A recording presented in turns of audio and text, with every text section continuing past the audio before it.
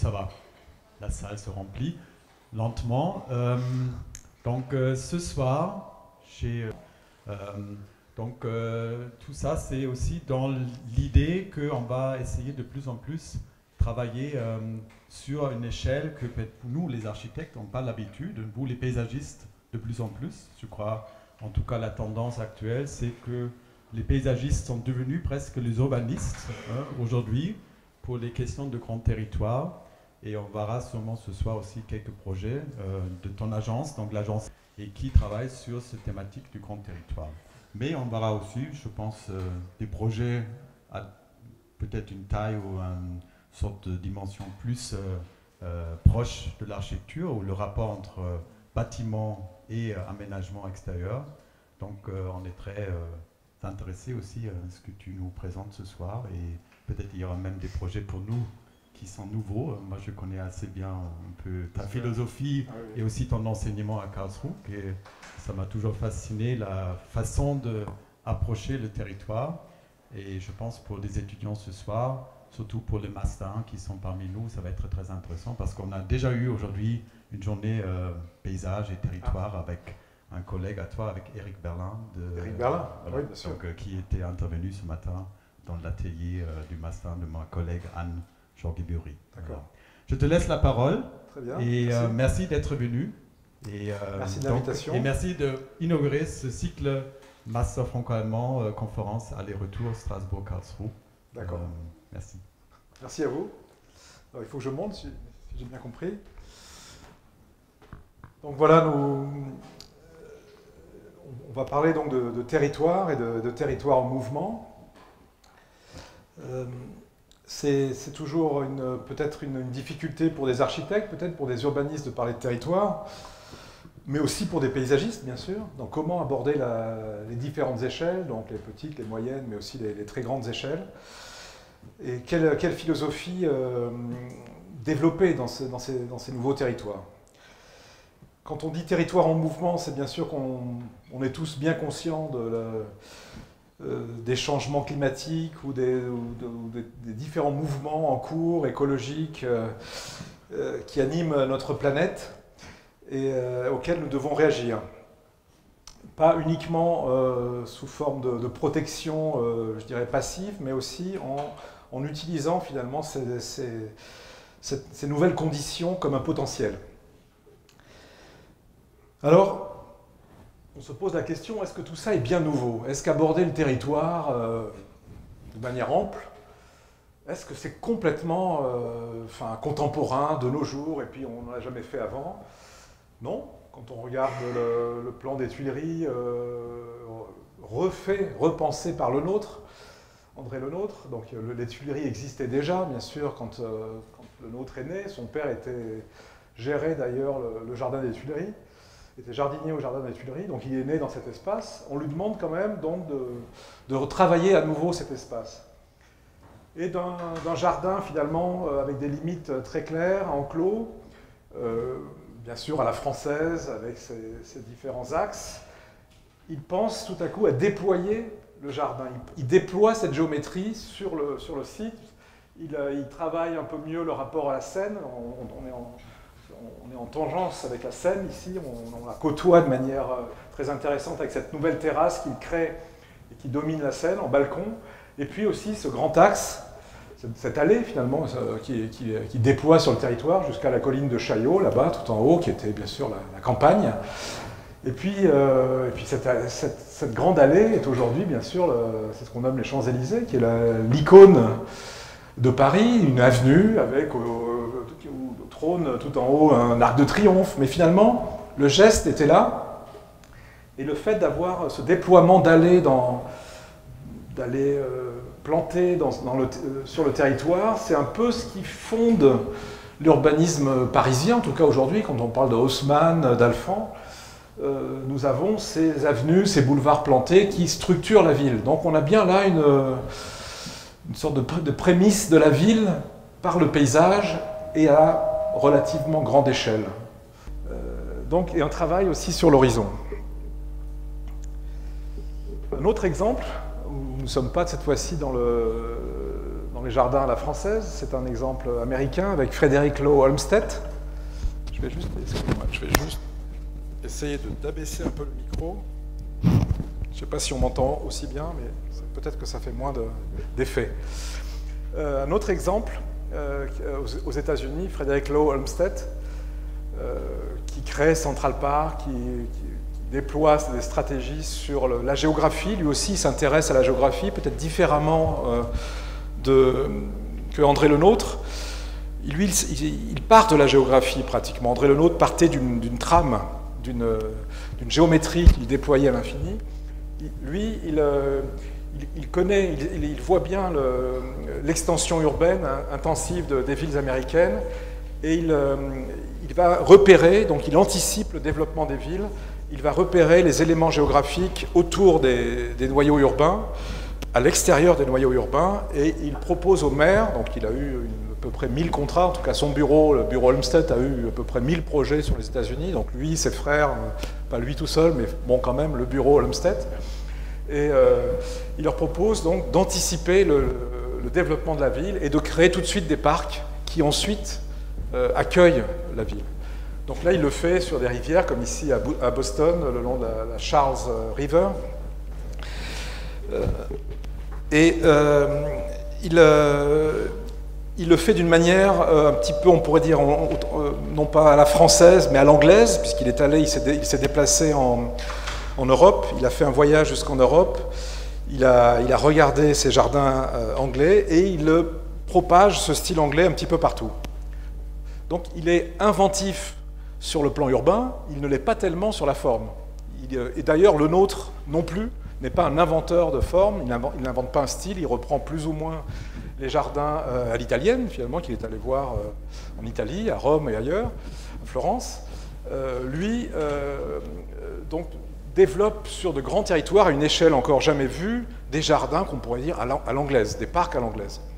Mais il couvre le territoire, les territoires considérés, les territoires géographiques, les rivières, il les couvre finalement de ce style à l'anglaise. Finalement, il fait un aménagement total sur les territoires considérés. Et ça, ce n'est plus totalement l'idée qu'on a aujourd'hui du territoire. On n'aménage pas tout, comme faisait surtout Olmsted. Le Nôtre un peu moins, parce que lui, il travaille avec des allées.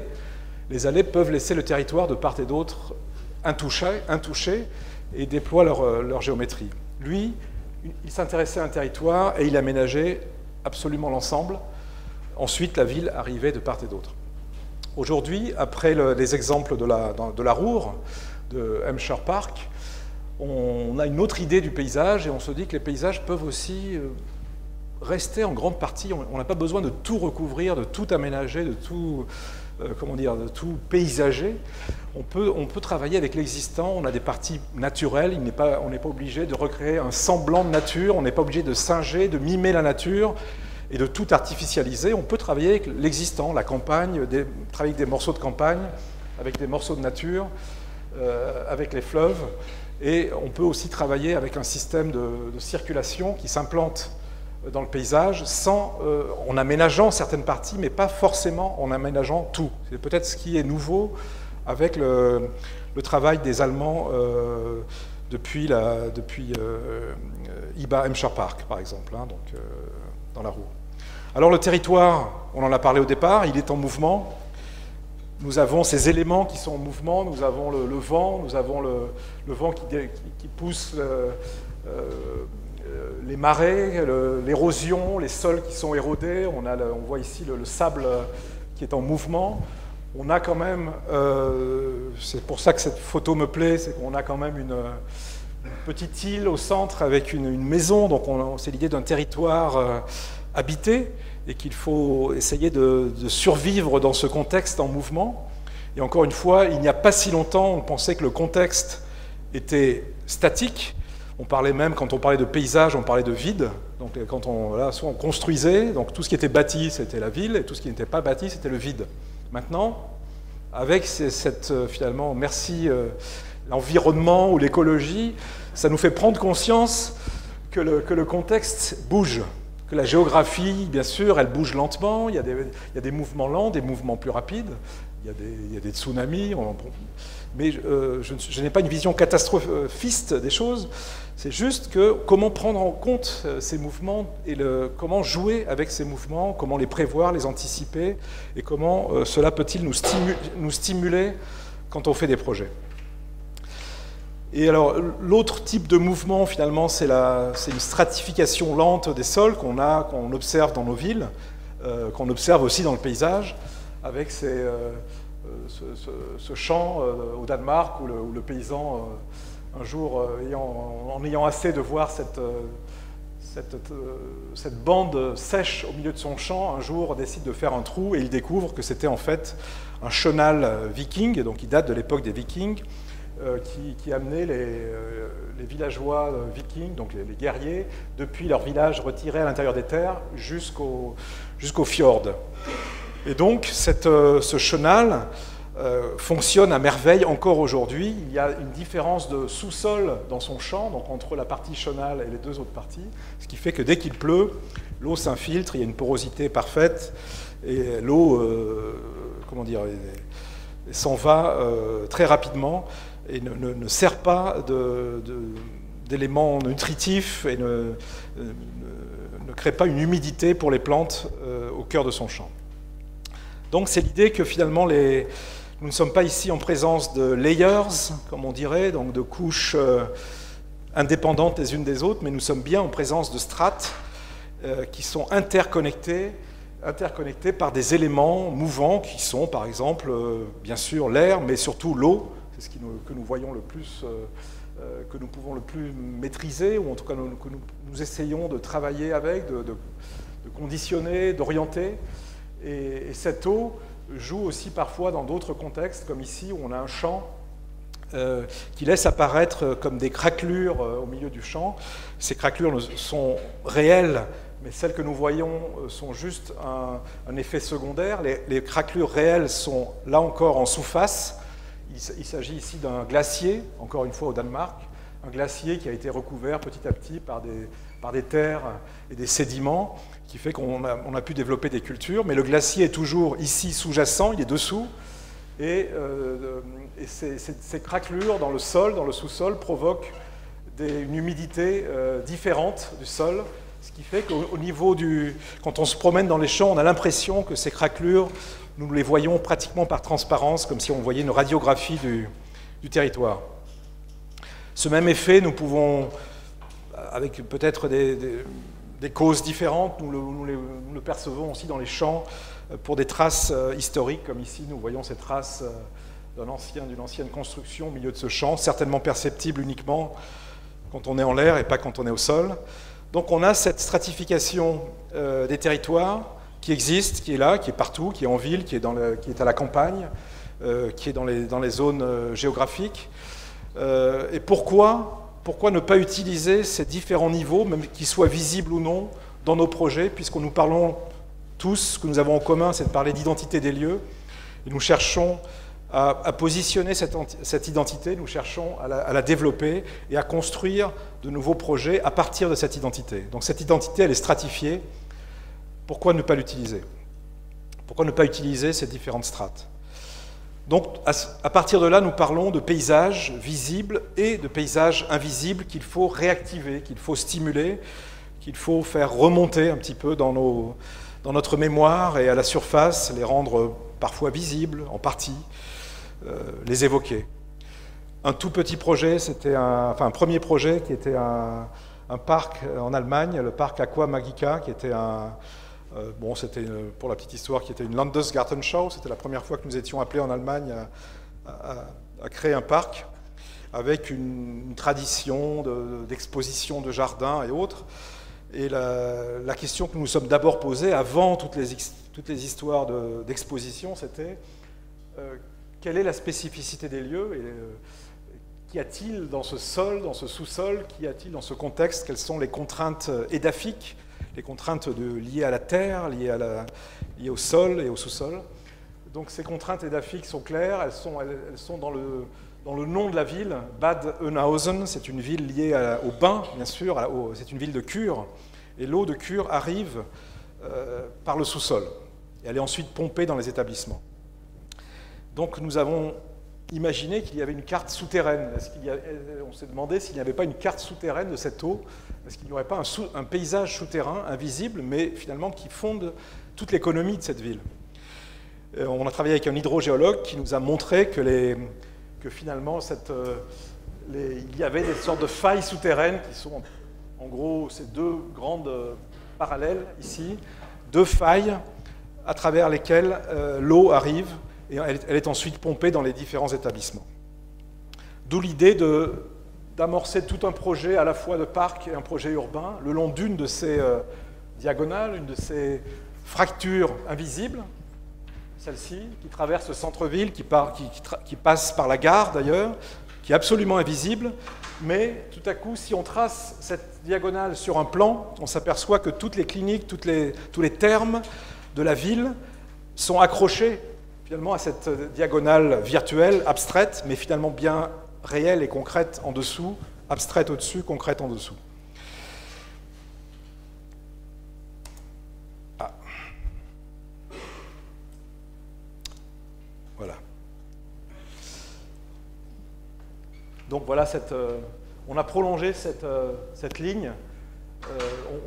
Nous avons suivi cette ligne pour créer en surface tout un cheminement, une sorte de parc linéaire qui traverse toute la ville, qui passe de la gare, qui rejoint le fleuve, mais qui arrive aussi dans des champs, dans une partie constructible de la ville, où nous nous appuyons sur les différentes limites des champs pour construire un nouveau paysage, mais aussi nous sommes conduits par cette ligne abstraite jusqu'à un point qui est le point central, qui est le point le plus intense. Il n'est pas central, mais il est en tout cas le plus intense dans ce parc, à partir duquel notre proposition était de creuser, d'aller chercher cette eau souterraine et d'en faire un événement palpable pour tous, pas uniquement pour ceux qui viennent en cure, mais dans l'espace public.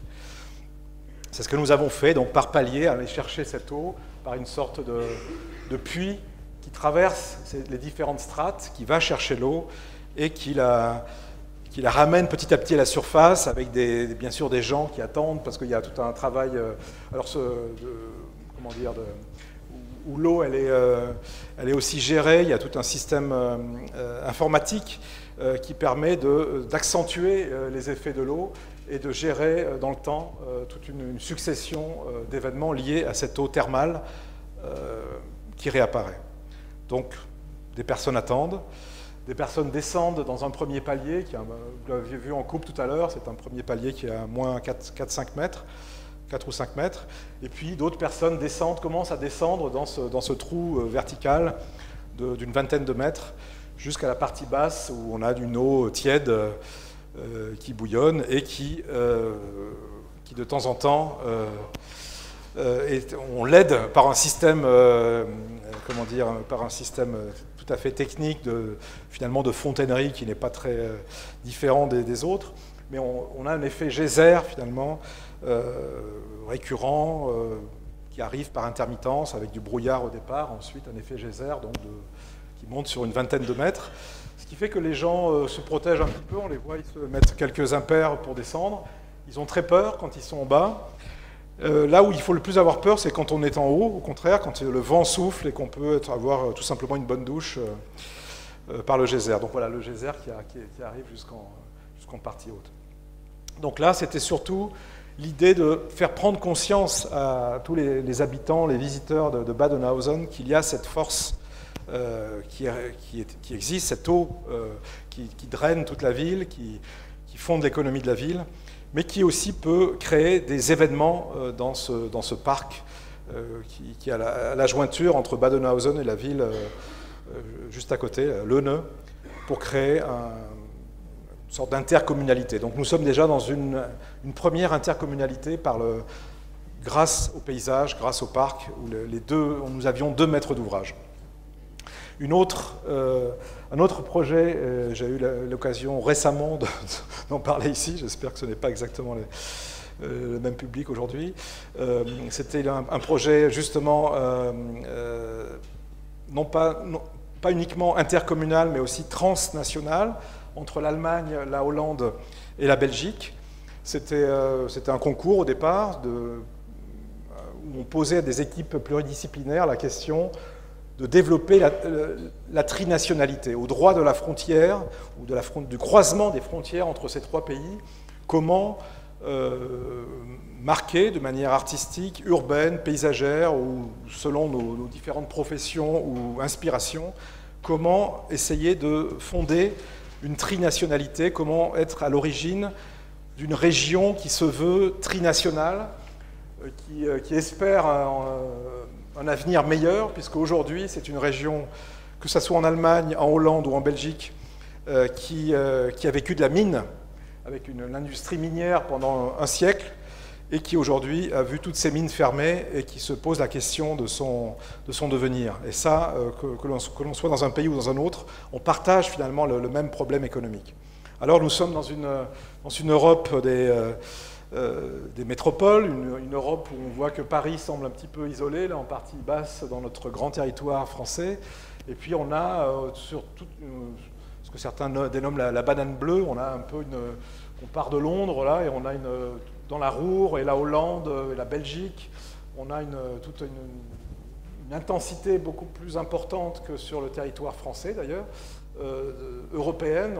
On sent qu'il y a un centre économique qui apparaît, en tout cas de nuit en photo par satellite, et qui arrive quasiment jusqu'en Italie, pratiquement vers Milan.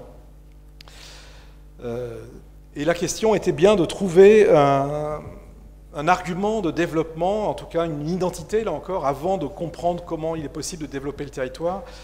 À partir de quelle identité peut-on développer? Quelle est la base de ce développement? Ici, la photo de satellite nous montre un territoire très vert avec un sprawl, diraient les Anglais, donc une dispersion des différentes communes, de l'habitat dans ce grand territoire qui fait pratiquement 200 km de long, si on va de gauche à droite. Une présence très forte des parcs et des forêts. On a la Meuse qui est au centre, ici, en verticale, nord-sud, mais il y a aussi 8 cours d'eau différents. Et puis, c'est une ancienne région minière, il nous reste quelques reliques des mines, on a des hauts fours d'eau, on a des puits, on a des terrils, beaucoup de terrils, une cinquantaine de terrils. Et on a les rivières qui ont été canalisées, mais il n'y a pas que ça, bien sûr, il y a des circuits automobiles, il y a différents éléments à la fois de loisirs, de sport et de tourisme qui commencent à se développer, qui donnent aussi des raisons d'espérer dans cette région. Et comment faire travailler ensemble des populations aussi différentes que des Hollandais et des Allemands, sachant que les Hollandais et les Allemands ont beaucoup de mal à travailler ensemble, ils ne s'apprécient guère, surtout les Hollandais par rapport aux Allemands, et avec les Belges. Donc comment faire en sorte que les trois puissent se retrouver ensemble? Nous avons au départ essayé de développer l'idée des terrils, de réaménager les terrils en partie haute, de faire une sorte d'écho, de créer un écho d'un terril à l'autre, d'avoir des événements qui se répondent en partie haute, sans succès parce que les terrils sont considérés de différentes manières, selon que l'on soit allemand, belge ou hollandais. Il y a des barrières culturelles. Les Allemands pensent qu'il y a une recolonisation naturelle, végétale des terrils, donc ils les ont protégés. Ce sont des zones naturelles protégées aujourd'hui. Ils préfèrent qu'on ne les touche pas trop, qu'il n'y ait pas trop de traversée humaine de ces terrils, comme une zone protégée pratiquement à 100%. Les Hollandais, eux, c'est l'inverse. Ils ont complètement commercialisé, je dirais, leurs terrils. Ils les ont vendus au privé, donc ils les ont transformés en parc à thème, ça s'appelle Snow World, au Mondo Verde, parce que ce sont des jardins du monde entier, où c'est une sorte de gros hangar avec une piste cyclable, on arrive et on peut faire du ski même au mois d'août, donc de la neige artificielle, mais enfin finalement une sorte de, comment on pourrait dire, comme un réfrigérateur énorme qui serait posé sur un terril. Et puis les Belges se situent à peu près à mi-parcours en essayant de protéger leur mémoire, leur sites miniers, de les faire visiter, mais aussi de créer des shopping malls, parce qu'il faut bien avoir des centres commerciaux quelque part, et pourquoi pas là, parce qu'ils sont dans l'intérêt régional. Donc, comment mettre ensemble ces différentes personnes nous nous sommes bien rendus compte qu'avec des éléments visibles et tangibles, nous nous heurtions aux différences culturelles, alors qu'en travaillant sur un élément plus invisible mais commun à tous, ici la couche de charbon, finalement c'est bien elle qui a développé, c'est grâce à elle que cette région s'est développée, et c'est grâce à elle que ces 3 pays se sont développés à une période bien déterminée de leur histoire. On a à l'origine donc cette couche de charbon qui traverse l'ensemble avec la vallée de la Meuse schématisée ici au centre, les premiers villages qui se créent, donc les premiers habitants de ce territoire, et le siècle dernier, donc on a une histoire assez longue, mais finalement uniquement pendant le siècle dernier, on a une transformation profonde de la géographie. Finalement, on a une nouvelle géographie qui s'installe par des carrières à ciel ouvert, les différentes mines creusées, les terrils qui viennent ponctuer l'ensemble de la région. On a cette nouvelle géographie qui est apparue et avec laquelle il faut aujourd'hui travailler. Ce n'est pas uniquement, là encore, un résultat d'un process et puis après, que faire? C'est un potentiel. Alors cette base, finalement, cette couche de charbon invisible, c'est un peu comme une sorte de spectre qui, là encore, si nous regardions, si nous faisions une radiographie du sol, nous verrions ce grand corps, non pas malade, mais ce grand corps sombre, traverser un territoire de manière transnationale. On a ici les limites nationales, ce sont les traits épais, et les traits beaucoup plus fins, pointillés, sont les limites communales. Donc on a vraiment une communauté qui peut tout à coup s'agréger autour de cette idée d'une base, d'un socle commun, qui n'est pas une idée nostalgique, qui est une idée de départ. Cette base est un point de départ, et nous avons proposé à toutes les communes situées sur cette emprise de ce corps, de cette base de charbon. Est-ce que vous êtes d'accord pour travailler ensemble, hollandais, allemands, belges, à partir de cet élément physique, invisible, mais réel et présent? Et ils nous ont tous dit, ils nous ont tous signé, même d'ailleurs, ils ont non seulement travaillé avec nous, mais tous les maires ont signé à la fin une sorte de projet commun, la charte commune, qu'ils étaient d'accord de travailler à partir de cette base historique. C'est leur histoire, c'est une histoire vécue par les familles. Ils ont tous un père ou un grand-père qui a travaillé à la mine. Ils savent ils connaissent la mine, et c'est à la fois un élément du paysage, un élément de leur histoire surtout, et de la géographie. À partir de là, à partir de cette base, nous travaillons avec toute une constellation d'éléments qui sont au-dessus, qui apparaissent complètement disparates aujourd'hui. Beaucoup de parcs régionaux, naturels, les terrils, les centres-villes. Et il faut trouver une structure à cette constellation très disparate. La structure, nous n'allons pas l'organiser comme faisait Haussmann, ce que j'ai montré au départ finalement. Nous n'allons pas l'organiser par des grands axes visuels, en tout cas pas tout de suite. Nous n'allons pas aménager de manière complète cette surface immense, puisqu'encore une fois, elle fait 180 à 200 km de long sur 30 de large. On est dans un territoire absolument gigantesque, on ne peut pas l'aménager. On ne parle pas d'aménagement, on parle de stratégie. Et la stratégie, c'est aller chercher chacun des éléments, les sites miniers qui sont un peu en désuétude aujourd'hui, que faire, quel programme apporter à ces sites miniers, les centres-villes, comment les relier, comment inventer un système de transport, de tram, de bus, pour relier ces trois pays, cette région trinationale, avec les 3 composantes, et les différents éléments que je ne vais pas vous détailler chacun. Donc c'était bien l'idée de relier l'ensemble, de leur donner à chaque fois une perspective, un programme lié au loisir, au tourisme, trouver d'autres éléments d'accroche qui développent ces sites, sachant que c'est un potentiel de paysage qui est énorme, et puis les relier par leur donner une adresse, par 2 routes, une route métropolitaine, la route rouge ici, qui va relier l'ensemble des centres-villes. Et là, nous avons négocié pas à pas avec les différents maires pour leur demander quelle était la route existante. Bien sûr, il ne s'agit pas de créer une nouvelle route, mais quelle est la route existante chez eux, dans leur ville, qui est la plus porteuse finalement, qui est celle qui relie le plus d'éléments marquants. Et comment la relier? Est-ce qu'il est possible de la relier avec la route de la commune d'à côté que la ville a choisie? Donc, de fil en aiguille, nous arrivons à une route métropolitaine qui relie l'ensemble des centres-villes.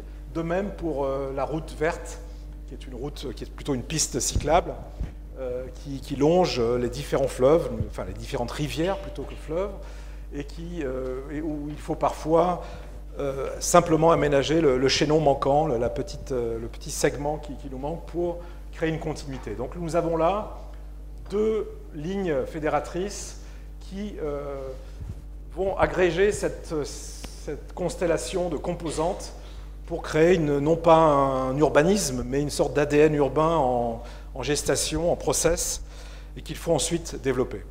Donc ensuite, la question, c'est comment dessiner cette route métropolitaine. Là, c'est un travail, cette fois-ci, d'architecture, de design, sachant que nous ne sommes pas dans un boulevard haussmannien, c'est une route qui longe ici des quartiers pavillonnaires, qui traverse des sites agricoles, qui relie à des centres-villes, mais aussi à des sites miniers. Donc on a un paysage urbain complètement hétérogène. Et puis l'autre, la piste cyclable, longe les rivières.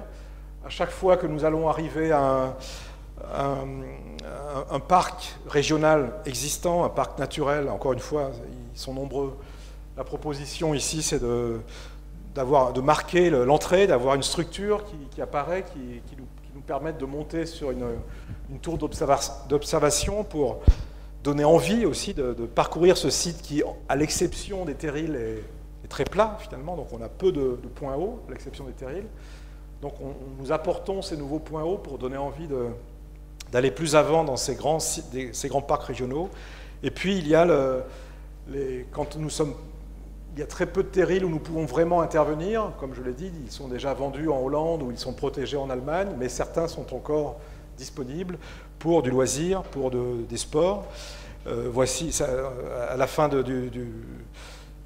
notre temps de travail, sachant que le processus continu est à l'œuvre encore aujourd'hui, c'était un des premiers projets réalisés, donc avec un belvédère sur un des terrils, créé par un paysagiste allemand, et la venue d'un des ministres,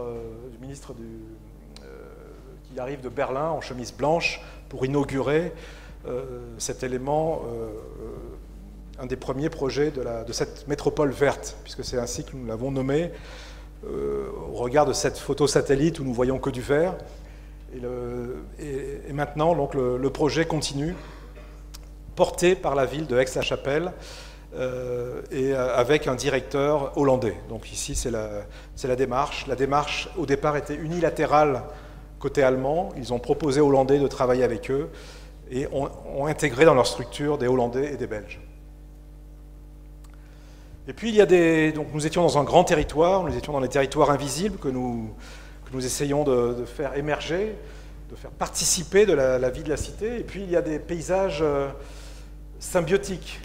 Là, c'est l'idée, c'est presque l'inverse. Nous étions dessous, là, c'est l'idée d'être dessus, sur quelque chose, s'accrocher. Le paysage peut aussi s'accrocher à l'architecture, par exemple. Un des exemples, et là nous ne sommes plus dans un grand territoire, nous sommes dans un grand territoire, mais nous focalisons sur un élément, sur un paysage symbiotique, c'est à Arcueil. Et l'idée c'est de travailler, donc c'était un quartier, le développement d'un quartier, une ZAC, que nous avons élaboré avec François Leclerc. Nous voyons ici le carrefour de la Vache Noire, tel qu'il était. Un carrefour maudit pour l'ensemble des Franciliens qui passent énormément d'heures dans les embouteillages, qui passaient beaucoup d'heures à cause de ce carrefour mal calibré. Donc nous avions à la fois une mission pour repenser l'infrastructure, mais aussi pour déployer un nouveau quartier dans ce site déjà très privé. Il y a très peu d'espace public disponible tout autour du carrefour. Il n'y avait que des parcelles privées à développer. Et donc un manque énorme pour la population, un manque d'espace public. D'où l'idée de déployer sur un des équipements prévus, donc sur un centre commercial, de développer un parc public sur le toit. Nous sommes dans l'idée donc de symbiose avec l'architecture. Nous sommes en toiture, c'est cette partie qui est ici.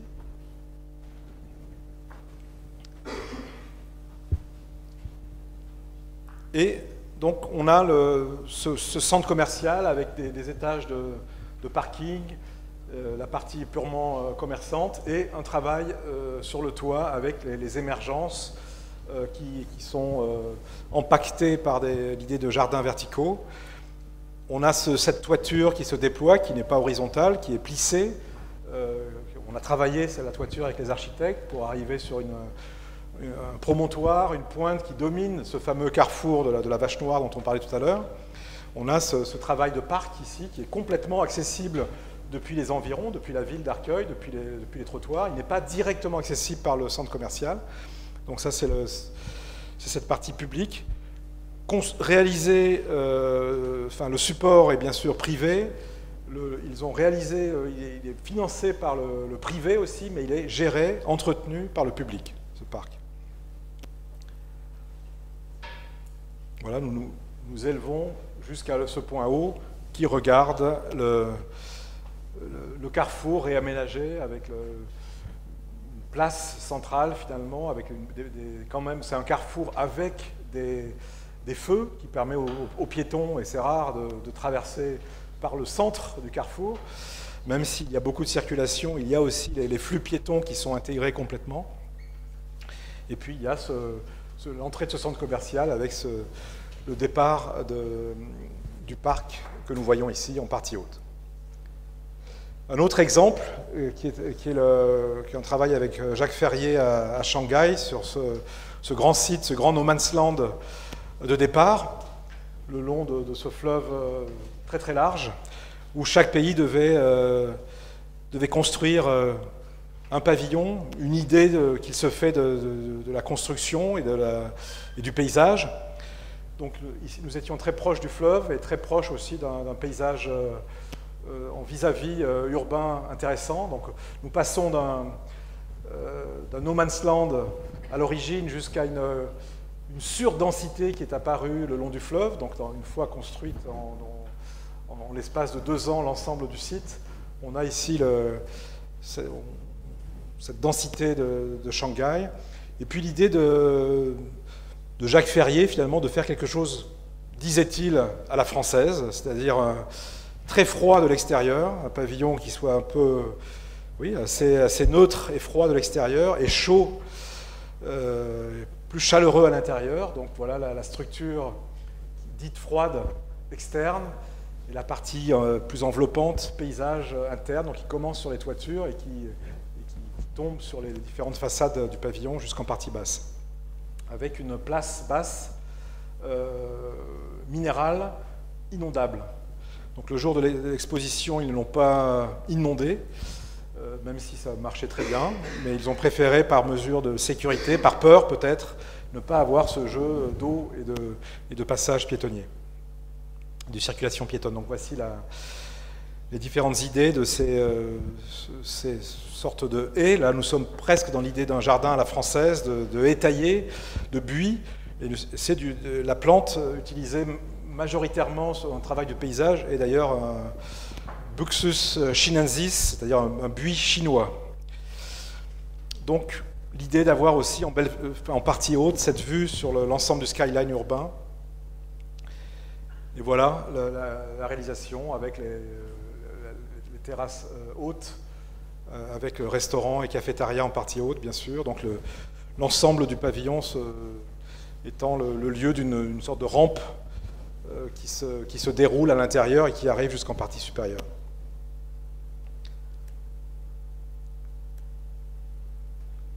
Donc la stratification, la symbiose, elle marche aussi non seulement quand on est dessous, mais quand on est complètement au-dessus de l'architecture. Elle marche, là encore avec Ferrier, quand on travaille sur une gare. Ici, c'est une gare, c'est Euro-Rennes, une gare qui doit créer un pont entre les deux rives. Je parle bien de rives de part et d'autre de ce fleuve ferré, de réseau ferré qui coupe la ville en deux. Donc comment faire en sorte que la gare, là nous travaillons aussi avec bien sûr Jean-Marie Dutilleul, quand il s'agit de gare, son nom revient très souvent. Donc comment faire en sorte que la gare crée le pont entre les deux parties de la ville, avec aussi le développement de nouveaux quartiers ici que nous voyons sur la gauche. Donc là encore, un paysage, une promenade haute, à la fois pont et pont planté, donc un paysage qui est traversant, et qui relie les deux parties de la ville. Donc ça, c'est un projet complètement en cours. Nous parlions de projet contemporain tout à l'heure avec Dominique, c'en est un. Un autre projet que nous avons terminé il y a 2 ans à peu près, où il s'agit là encore finalement de symbiose, non pas avec l'architecture, ou avec une architecture plutôt invisible, celle-ci, puisqu'il s'agit de travailler avec un sol qui n'est pas un sol en pleine terre, qui est un parking souterrain.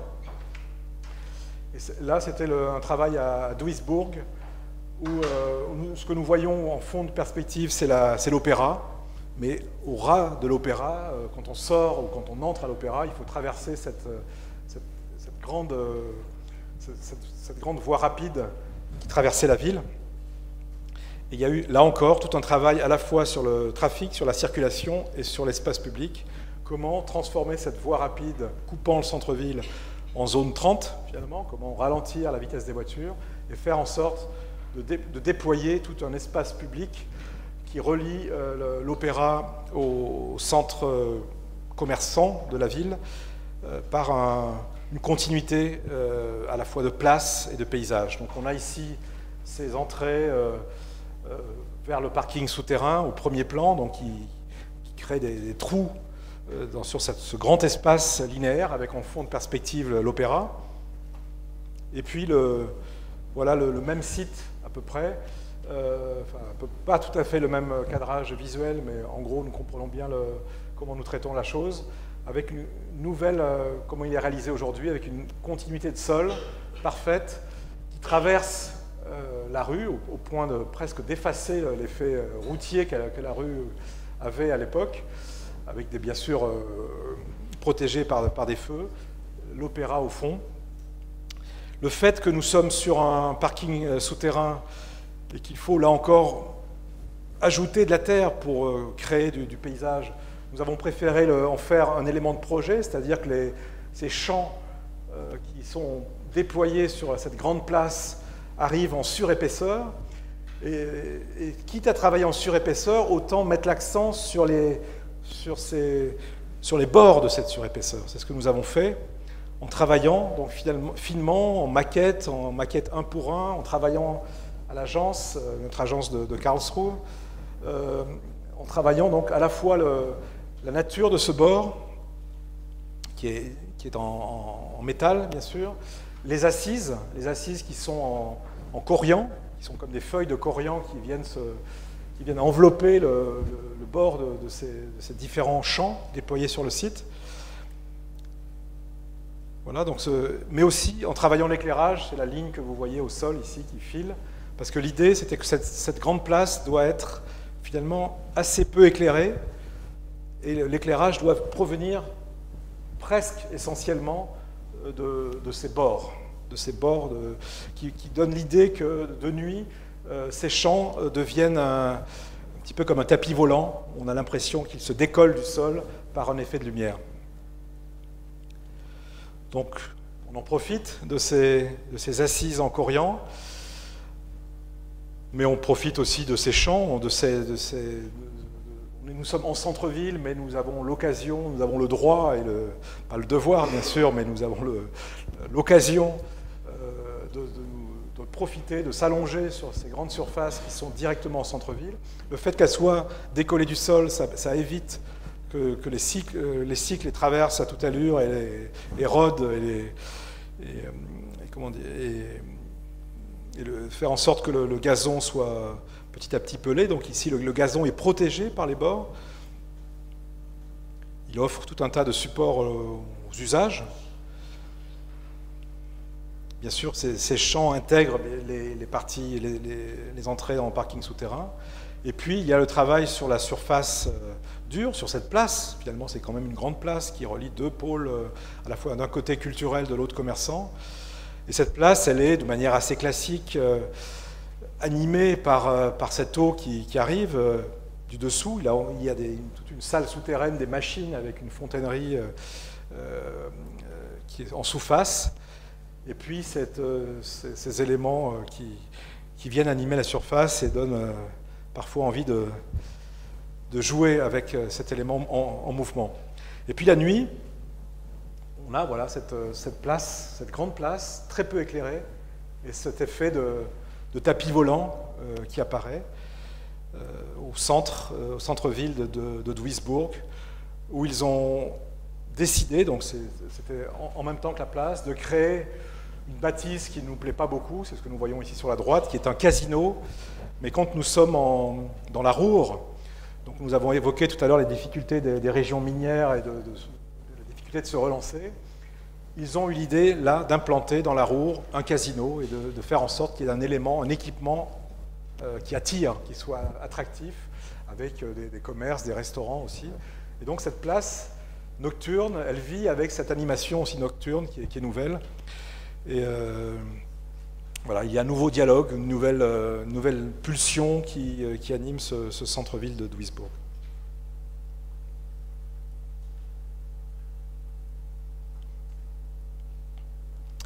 Il y a bien sûr des paysages qui sont ni en dessous, ni au-dessus, qui sont tout simplement au sol, mais qui ont subi des différentes...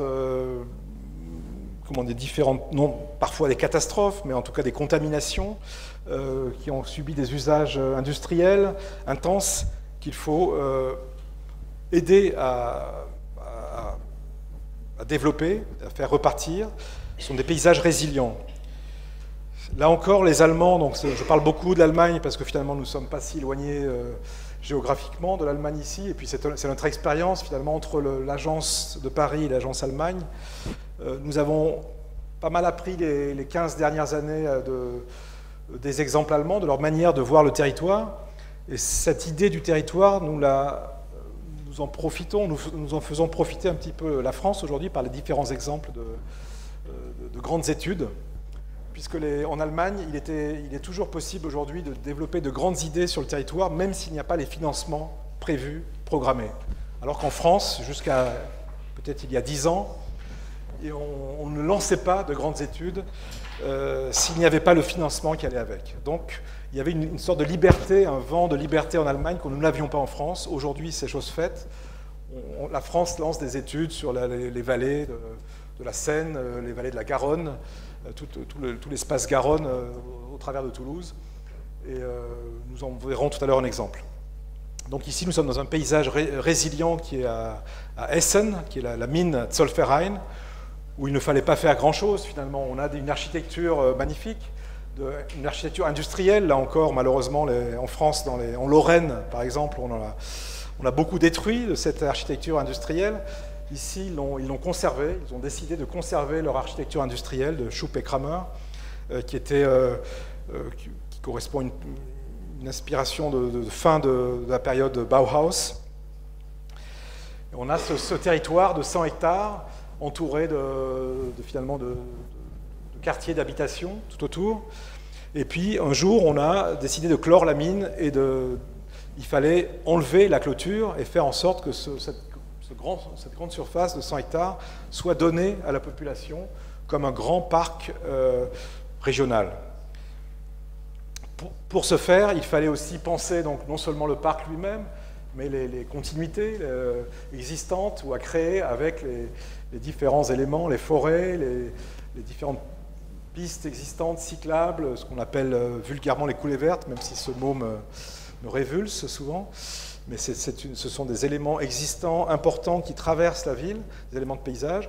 Et puis là, nous voyons cette décision qui a été prise par le Land du Nordrhein-Westfalen et de la ville de Essen, de conserver l'architecture et de ne plus traiter les sols, de laisser pousser cette végétation, donc d'avoir à la fois cette végétation, cette nature industrielle, comme il l'appelle, qui réémerge et, en dialogue avec cette architecture protégée, conservée et réhabilitée récemment, avec Rem Koolhaas, avec Norman Foster qui est venu aussi faire le musée du design, ensuite avec Seshima qui est venu créer l'école de design dans ce site. Donc voilà le site qui est protégé, en plus qui est au patrimoine mondial de l'UNESCO, donc il ne s'agit pas de transformer l'architecture, il ne s'agit pas de transformer le paysage, il ne s'agit pas de transformer les sols, ni même de bouger les rails qui existent. Il ne faut toucher à rien, et en même temps, il faut transformer tout, transformer l'esprit de ces lieux pour les ouvrir au grand public. Alors ça, c'est le master plan premier de Rem Koolhaas, de OMA, sur le site, où il ne touche pas au cœur, qui reste gris, et il adjoint des zones que vous voyez ici en orange ou en rouge, qui sont des quartiers qui viennent se greffer sur ce site protégé, en limite de site protégé, et qui créent 3 pôles d'équipement, 3 pôles d'animation. Ça, c'est le master plan de l'agence Terre qui vient, c'est une seconde commande qui vient compléter la première, donc comment travailler entre architectes et paysagistes. Nous avions les 3 points importants, les 3 pôles à développer. Là, nous travaillons, donc je ne vais pas définir aujourd'hui, je ne vais pas détailler l'ensemble, mais nous travaillons sur l'étendue, sur l'horizontalité du territoire, sur les sols, les qualités de sol, les différents rails qui sont transformés en boulevards piétonniers, boulevards de cette ville paysage qui apparaît à nouveau, donc plutôt sur les circulations, et un travail sur la végétation, comment entretenir, comment faire en sorte que cette forêt industrielle qui réapparaît et qui là encore est stratifiée avec une strate basse, avec des couronnes végétales, des couronnements qui créent une sorte de masse verte presque, comment dire, comme une barrière visuelle. Comment créer un petit peu de transparence par la création de ce que nous appelons un bois clair.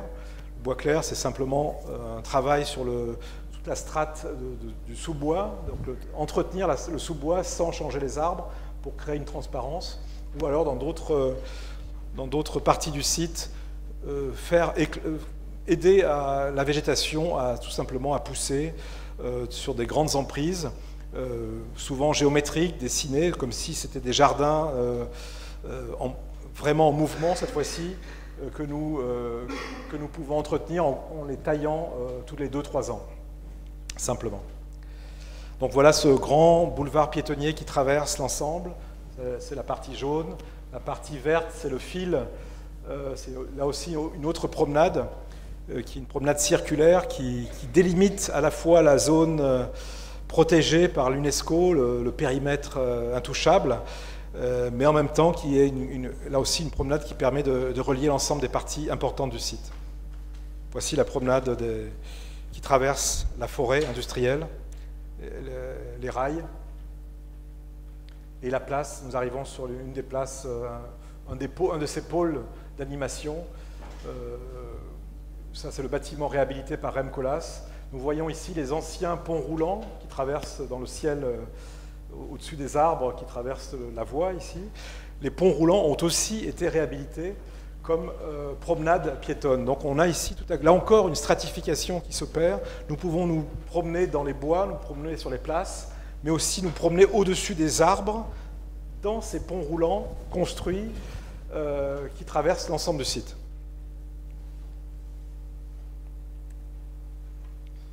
Voilà bien sûr les éléments importants connus, le puits qui a été réhabilité, la place que nous avons créée qui est absolument horizontale.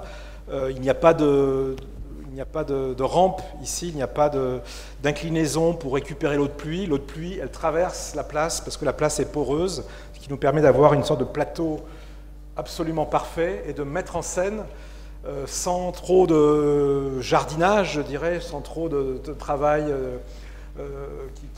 qui serait très éloigné de l'idée industrielle du site, Nous gardons cette emprise industrielle en travaillant sur l'horizontalité, en mettant en scène ces monuments du passé, et ces monuments repensés par Rem Koolhaas. Ici, nous voyons ce qu'il appelait le gangway, qui est l'aspirateur, un peu l'escalator qu'il a créé depuis la place pour monter, un petit peu comme à Beaubourg, directement en partie haute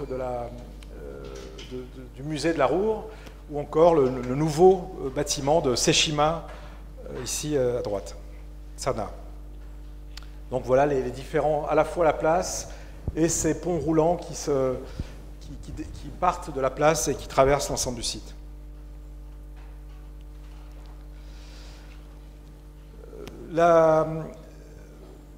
Requalifier, donc travailler la résilience des lieux, c'est aussi travailler comme ici à Casablanca. C'est avec Bernard Reichen qui travaille, bien sûr, il est venu nous voir à Karlsruhe, mais qui travaille surtout beaucoup à Strasbourg, sur un nouveau quartier, le quartier de l'Enfa, qui est un quartier de l'aéroport, où la piste pointe l'ancien centre-ville, et c'est cette piste qui est au centre de ce nouveau quartier, cette piste qui va devenir le centre aussi d'un parc central. Voilà, détail des dimensions d'aéroport, qui sont bien sûr connues, un énorme quartier dans la ville, entouré de quartiers très denses tout autour.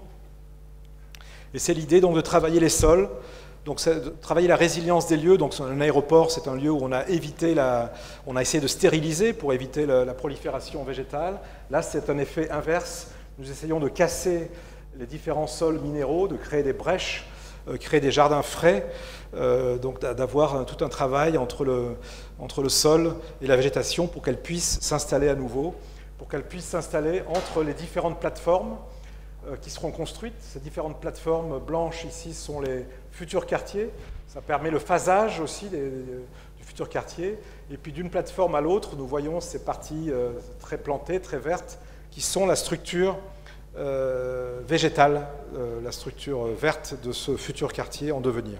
Donc l'idée, c'est d'abord de créer le parc et les jonctions, de créer d'abord l'armature de paysage et de laisser venir le quartier phase après phase, plateforme après plateforme. Alors il y a un travail sur la végétation, bien entendu, les différentes formes de végétation associées aux différents lieux, comme le parc central, Central Park, les différents jardins de ville, c'est les jardins frais que je viens d'évoquer, ou la palmeraie que nous créons aussi, qui est une sorte de grande promenade autour du quartier. L'idée vient du gouvernement marocain de créer aussi au centre du quartier la gare, une nouvelle gare avec une ligne LGV qui qui relie différentes communes. Donc ici nous avons la gare à la fois au centre-ville, mais qui donne aussi directement sur un parc, sur le parc central. Donc avec une architecture marquante, nous dirons, et le travail donc, de jonction entre parc et les quais de la gare.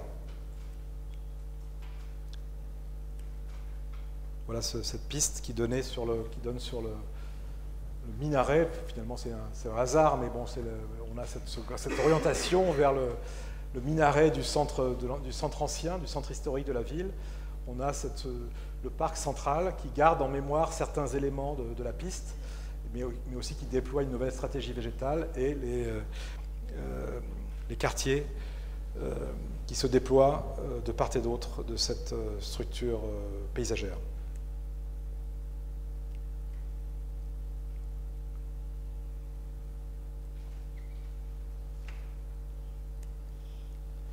Et puis nous avons les paysages hydrologiques qui concernent des régions très vastes, mais parfois des tout petits lieux. Parfois nous travaillons sur un tout petit parking comme ici, nous sommes appelés à Bartigues, dans le sud de la France, non pas sur la plage, mais sur l'arrière-plage. Donc on est vraiment confiné dans un petit vallon à l'arrière d'hôtels déjà préexistants. Et en même temps, cette petite plage, elle recueille l'eau de toute cette grande surface qui entoure plusieurs collines en amont de la plage.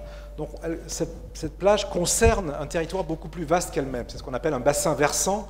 Et il faut aussi travailler l'hydrographie. Donc il faut travailler dans le parking, au sein même du parking, l'idée de l'hydrologie, créer un parking hybride qui soit à la fois un ouvrage hydraulique et qui accueille des voitures, surtout l'été, et puis qui puisse, l'hiver, qui puisse être l'objet d'une promenade pour les habitants, donc une sorte de jardin pour les piétons qui aimeraient se rendre tout simplement tranquillement, à pied, à la plage en hiver. Donc on a une structure, dans ce vallon, nous travaillons avec différentes plateformes, avec un fossé qui entoure, une noue qui entoure le parking, c'est longiligne, et un travail à contre-pente de toutes les terrasses du parking qui sont à contre-pente pour ralentir l'eau quand il y a crue, parce qu'il y a crue une ou deux semaines par an. Il y a une rivière qui traverse le site et qui déborde, qui est soit sèche, soit complètement débordante. Donc il faut ralentir l'eau par cet effet de contre-pente, de terrasse à contre-pente ici, avec une légère rétention d'eau aussi liée à la végétation. La rivière sèche, les hôtels qui sont ce qu'ils sont, qui existaient là, qui étaient là, et ce travail à la fois de marche et de contre-marche dans un site, avec les différentes collines tout autour. La noue que nous voyons au premier plan, qui elle aussi a quelques barrages, quelques retenues d'eau sur son parcours.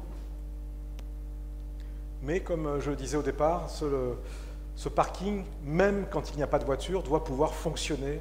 Le parking est aussi une place à vivre pour se promener.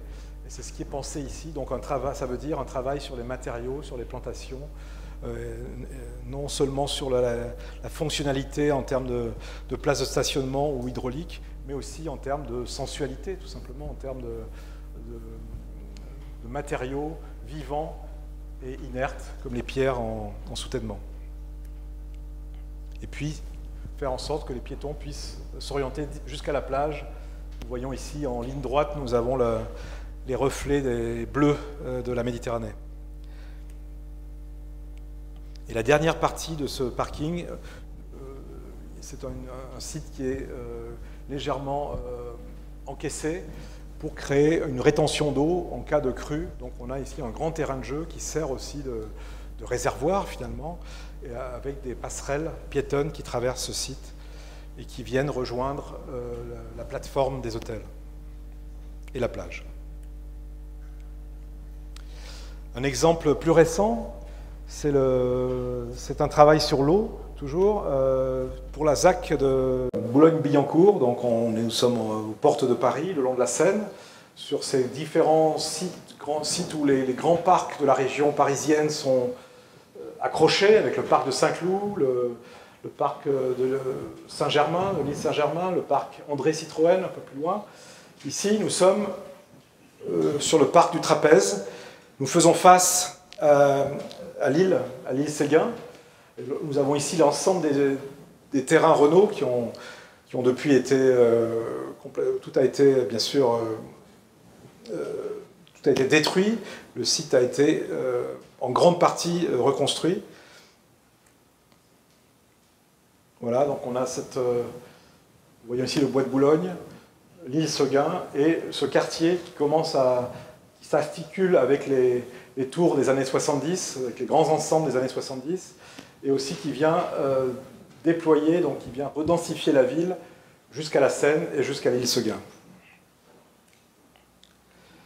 Là, l'idée, c'était finalement de déployer un parc qui soit comme une darse, un parc comme une darse, mais cette darse, elle se connecte au fleuve en cas de... s'il faut vraiment évacuer l'eau s'il y a trop d'eau. Et cette darse, elle recueille l'ensemble des eaux de pluie du quartier qui est tout autour, l'ensemble des eaux de toiture, des eaux des jardins dans les parcelles privatives sont conduites dans les espaces publics jusqu'à ce parc inondable. Donc là encore, nous avons l'idée d'un parc hybride C'est un vrai parc, on s'y promène, et en même temps, il recueille l'eau de pluie. En même temps, c'est un élément inondable, c'est une sorte de réservoir, avec 2 niveaux, des quais qui sont en partie latérale, et puis une partie centrale surbaissée, comme finalement une darse classique. Et nous voyons là, les différents points bleus sont les différents jardins à partir desquels l'eau de pluie est recueillie, convoyée dans les espaces publics, le long des trottoirs, de manière visuelle. Là, nous ne sommes pas du tout dans la sous-face des choses, en dessous, nous sommes au-dessus. Il n'y a pas de tuyaux. L'eau est convoyée dans dans des jardins, dans des sortes de noues ouvertes ou des petits canaux à ciel ouvert, jusqu'au parc. Et donc le parc a différentes morphologies. Il a différents visages au cours de l'année. Les eaux permanentes sont assez réduites, sont plutôt en partie est du parc. Quand il commence à pleuvoir, les eaux traversent et se déploient sur les différentes noues de la partie basse du parc. Le pire étant lorsqu'il y a de fortes pluies et que la Seine elle-même est en crue. Dans ce cas-là, c'est la dernière partie qui est ici visible, le parc est complètement sous l'eau. L'eau ne peut plus être évacuée et le parc est prévu pour contenir cette masse d'eau également.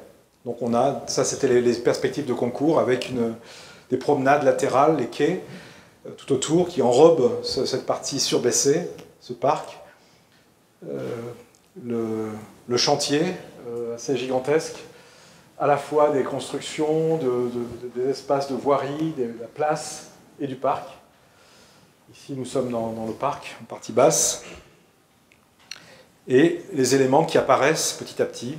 Le premier pont qui passe de la partie place, espace public haute, jusqu'en partie basse du parc. Les quais. Et ce parc qui commence à fonctionner, même si le quartier ne l'a pas encore complètement entouré.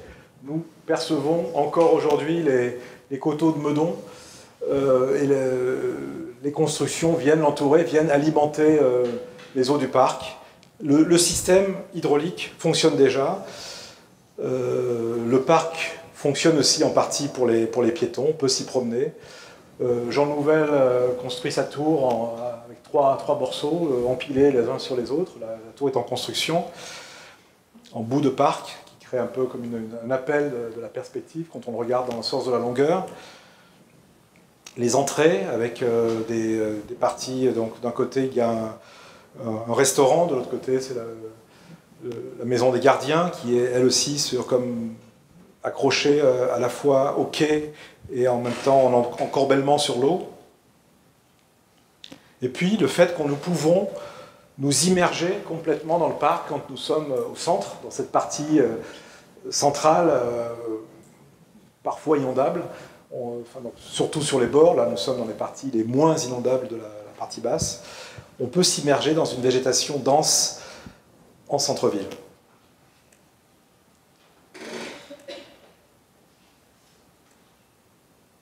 Là, nous voyons les différentes noues qui amènent l'eau de pluie jusqu'au parc, dans les rues.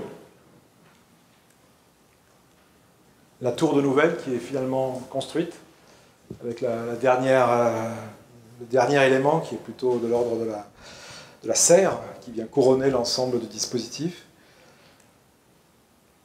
Et puis, l'autre partie du parc qui est encore en chantier, qui est à venir. Donc cette fonction finalement hydraulique crée des paysages à la fois secs et humides, avec des rives,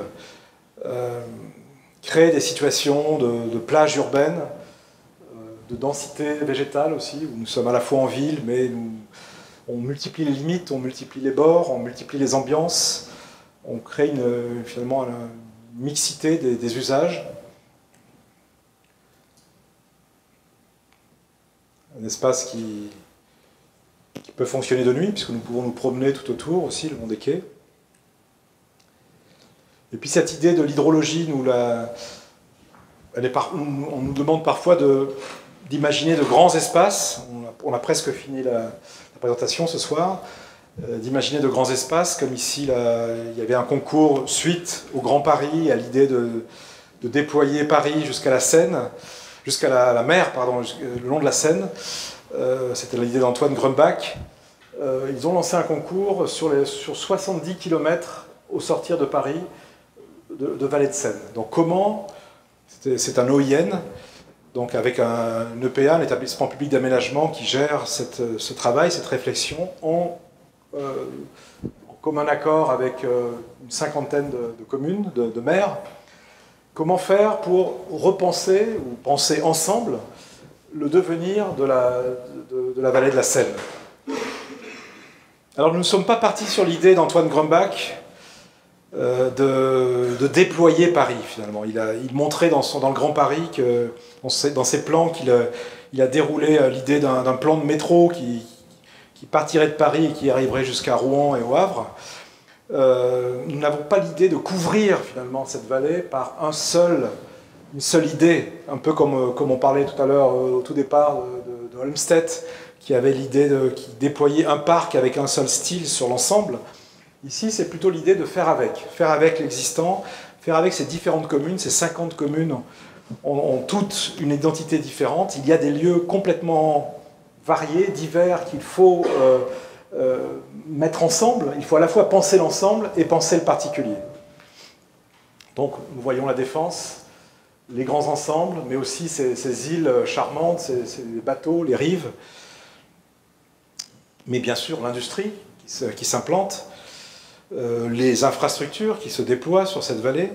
Au travers de cette vallée, parfois même un aéroport engazonné, une piste engazonnée d'aviation. Donc il faut travailler avec cette topographie, la Seine, les coteaux, avec les sédiments, la géologie, comment les sols se sont organisés, quels sont les affluents de la Seine. Il y a des sites de confluence qui sont souvent très riches, qu'il faut regarder avec attention, mais aussi ces zones inondables, ou même si elles ne sont pas inondables, c'est comment on arrive à la Seine au dernier moment, quelle est l'aire d'influence réelle de la Seine et de cette humidité, de ces paysages d'eau. Comment les forêts se sont déployées dans l'histoire.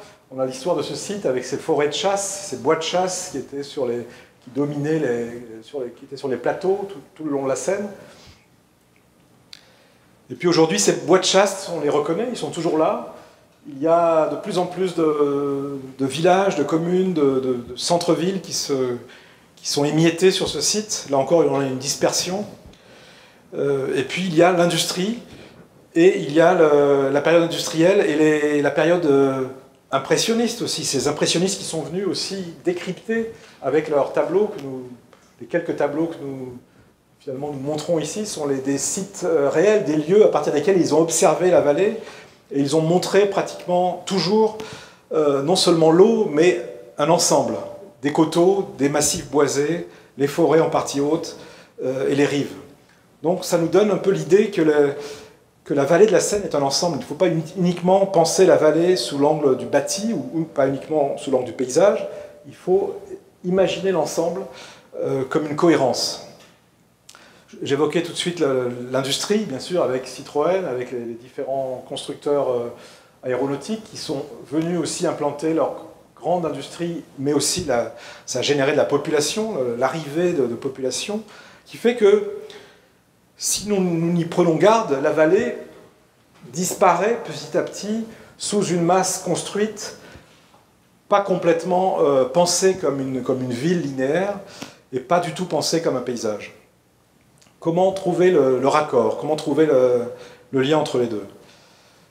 Voilà, les parties rouges sont les parties aujourd'hui construites.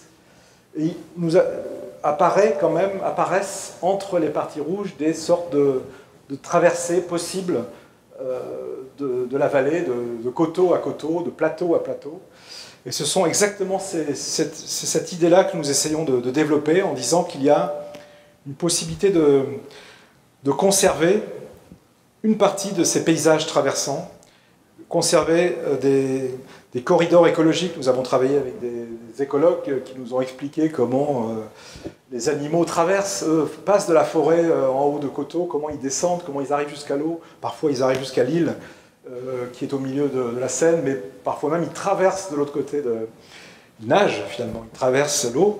Donc, comment conserver ces corridors écologiques et en même temps, comment conserver ces respirations entre les communes existantes et de faire en sorte que ça soit qu'elles profitent de leur positionnement qui à chaque fois entre l'eau et la forêt en partie basse et la forêt en partie haute, ce qui fait que même ceux qui n'habiteront pas directement le long de l'eau, ils pourront sortir et aller soit en forêt, soit profiter du linéaire. Donc on a cette situation de belvédère quand on arrive tout en haut, on a cette qualité de paysage quand même, encore aujourd'hui, on a cette traversante qu'il faut installer là où c'est encore possible, et c'est pratiquement possible entre chaque commune, mais en même temps ce n'est pas une démarche exclusive, il ne s'agit pas d'interdire la ville, il s'agit d'imaginer un devenir de la ville autour, le long de ces traversantes. Comment faire en sorte que le long de ces paysages agri-urbains traversants, nous déployons une nouvelle forme d'urbanité que nous avons appelée écotone. Écotone, c'est finalement, en termes environnementaux, c'est la jonction de deux biotopes. Quand deux biotopes se croisent, il y a une chose qui se produit, qui est un peu un mélange des deux, mais un peu plus que le mélange des deux. Et c'est l'idée de ces plages, nous avons appelé les plages, donc qui débutent au bord de Seine et qui viennent chercher la lisière des forêts. Et tout autour de ces plages que nous souhaitons protéger, les zones agricoles, parties naturelles ou agricoles, mais tout autour, il y a quand même une possible expansion des villes pour créer justement cet espace d'écotone, cette jonction entre l'idée de l'agriculture, de la nature et de la ville, comme stimulus. Comment stimuler une nouvelle forme urbaine autour de ces différentes plages. C'est là où nous en sommes aujourd'hui dans cette réflexion commune avec les maires et le PA. Le dernier exemple aujourd'hui, qui est aussi lié à l'eau, qui est aussi lié à l'urbanisme, c'est Marseille, Euromed 2, la rade de Marseille, magnifique, mais aussi sa ville et ses grandes infrastructures, mais aussi ces collines, ces montagnes même tout autour, cette ligne d'horizon très haute avec les montagnes qui entourent Marseille. Et nous avons travaillé là encore avec François Leclerc, et l'idée de l'apport de paysagistes, c'était de se dire, considérons Marseille, sa rade et son port, non pas depuis la rade, mais depuis les collines. Nous partons des Égalades, c'est le massif des Égalades, nous partons des collines, de ces canyons, qui recueille, là c'est une ville bien sûr très sèche, mais aussi où il peut y avoir des pluies violentes et des inondations subites.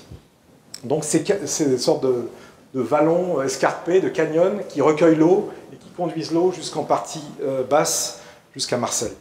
Donc suivons le cours de l'eau, de la goutte de pluie qui part du massif des Égalades et qui arrive, qui circule, qui serpente le long des vallons pour arriver jusqu'au port, en traversant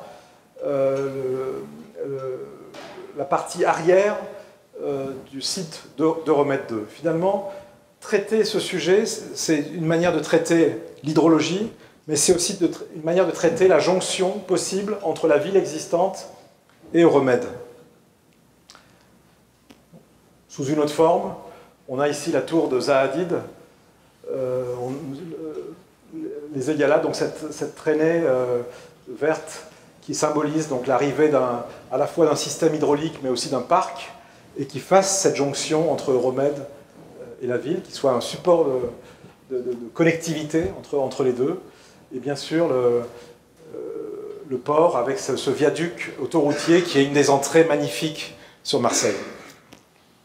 Donc le plan tel qu'il est aujourd'hui, on a ici ce travail urbain, cette finesse, cette irrigation par des rues développées par François Leclerc, le travail du parc par l'agence Terre qui vient se brancher sur le port. Et puis l'idée que ce viaduc, encore une fois, un belvédère linéaire qui est une entrée splendide sur Marseille, nous voyons ici en partie haute, doit être utilisé et peut-être incorporé dans un autre élément. Sans enlever la vue aux automobilistes, il nous paraissait important de faire en sorte que le plateau sur lequel repose la ville aujourd'hui soit étendu à tel point qu'il vienne phagocyter finalement le viaduc, de telle manière qu'il y a une continuité urbaine, une continuité du sol urbain jusqu'en toiture du viaduc. Le viaduc restant, lui, en connexion visuelle avec le site grâce à l'ouverture latérale qui fait que tout automobiliste arrivant à Marseille regarde encore, bien sûr, le port. Et donc, ce dispositif permet donc de connecter la ville historique, les parties nouvelles de l'urbanisme de Romède II, et de créer un balcon, une grande terrasse publique, piétonne, au-dessus du viaduc autoroutier, donnant sur le port de Marseille, et connectant finalement l'ensemble des composantes de ce site autour de ce dispositif. Donc c'était l'avant-avant-dernière image, où nous voyons maintenant le parc, qui à la fois qui fait office de bassin de rétention. Quand en période sèche, l'eau est basse, période haute, il peut contenir, donc on travaille avec différents niveaux, on travaille avec des hydrologues qui nous permettent à la fois d'assurer des continuités piétonnes, même quand le bassin se charge, est chargé, et puis le travail sur l'ensemble du site, donc le tissage entre les parties urbaines, très urbaines, la partie parc proprement dite, historique et nouvellement construite ou encore à venir. Donc, c'est la dernière image aujourd'hui. Donc, c'est vraiment l'idée, pour en revenir à l'idée de paysage, d'architecture ou d'urbanisme, que nous pouvons tisser ensemble la ville avec nous la prenons sous forme de strates, mais les architectes aussi travaillent sous forme de strates, hein, bien sûr, c'est l'essence de l'architecture, un niveau après l'autre. Mais aussi, nous travaillons conceptuellement les territoires, et travailler les concepts en commun dès le début, ça nous permet d'aboutir à des projets comme celui-ci, qui donnent quand même une impulsion à la ville comme Marseille, ou d'autres. Donc travailler à différents niveaux entre architectes, paysagistes et urbanistes pour créer cette ville contemporaine qui n'a pas peur des changements climatiques, mais qui au contraire les anticipe, réagit et se réinvente en partie grâce à eux. Voilà. Je vous remercie beaucoup pour votre attention.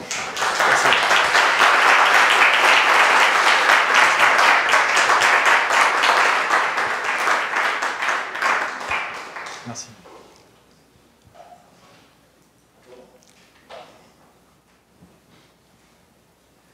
Merci beaucoup à Henri pour cette fascinant panorama de projet, surtout à toutes les échelles. C'est ça qui, pour moi, un peu fascinant, de travailler sur la petite échelle comme à Duisbourg, où on va vraiment un détail très sophistiqué, autant qu'à l'échelle où on dit wow, c'est la ville, vous êtes en train de remodeler à travers une approche toujours fascinante entre un parc qui est en même temps aussi un élément de, je dirais, écologique. En termes de gestion d'eau, gestion de la ville, l'espace public, tout ça c'est super beau, ça fait des espaces très complexes, et en même temps c'est différent. On a vu en termes de réalisation et en termes de projet. C'est pour moi aussi un peu l'avenir de nos villes, cette superposition de strates, comme tu dis, entre les bâtis, entre les strates qui ne vont pas, qui sont déjà là, et tout ce qui va se faire dans le futur. Est-ce qu'il y a des questions? Je vous ai un peu assommé.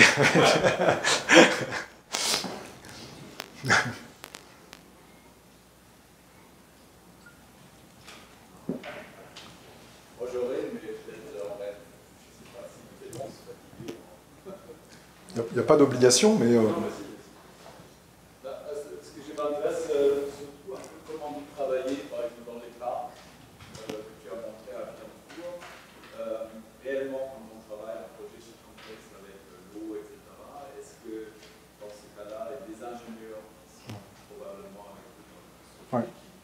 quel rôle ils prennent? Est-ce qu'ils sont des gens qui dominent un peu le projet à un moment donné et après on revient là-dessus avec la question de l'esthétique du paysage? Est-ce que c'est comment on monte un projet qui répond à Réellement, je crois qu'il faut aussi, et surtout, un bon maître d'ouvrage. Il faut déjà un bon maître d'ouvrage, qui est... bon, là, il y avait Jean-Louis Subilo qui avait l'idée de départ. Il y a ensuite toute une équipe qui gère le développement du projet et qui pense les connexions, justement, entre les... C'est eux qui permettent de connecter les jardins en cœur d'îlot qui seront construits par différentes personnes, qui permettent le recueil de l'eau et qui permettent que l'eau soit convoyée dans des espaces publics que gèrent différents paysagistes, pas nous. Et ensuite, il arrive dans le parc que nous avons la responsabilité, de développer avec des ingénieurs. Donc il y a toute une chaîne, finalement, c'est vraiment un travail d'équipe, maître d'ouvrage, l'équipe de conception, dans laquelle il y a des bureaux d'études qui doit travailler, donc il doit, dans sa partie, qui doit penser, qui doit imaginer comment filtrer l'eau aussi, comment faire en sorte de la décontaminer s'il y a un problème, par quel filtre elle doit passer, quelle est la taille, qu'il faut qu'il travaille aussi sur la dimension, comment dimensionner les choses. Donc je ne dirais pas qu'il y a un qui domine ou l'autre, il y a simplement différentes compétences qui doivent s'articuler. Mais surtout un bon maître d'ouvrage, c'est vraiment parce que c'est un processus lent et ce n'est pas si évident d'avoir...